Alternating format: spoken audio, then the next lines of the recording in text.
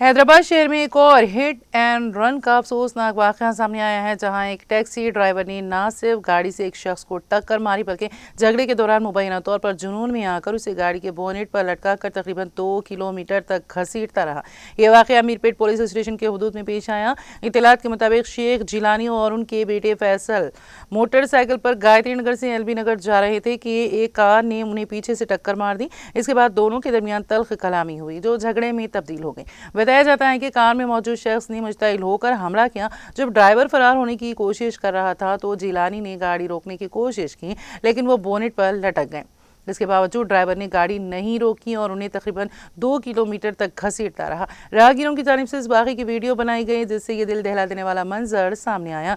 गाड़ी बिल आकर Balapur cross road तक पहुंची और फिर वापस मुड़ते हुए मंडा मल्लमा जंक्शन के करीब मुकामी अफराद ने उसे रोककर ड्राइवर को पकड़ लिया। हादसे में फैसल जिलानी की दोनों टांगें टूट गईं और उन्हें खानगी हॉस्पिटल में दाखिल कराया गया है, जहाँ उनका इलाज जारी है। पुलिस ने वाक़े की तहकीकात शुरू कर दी है।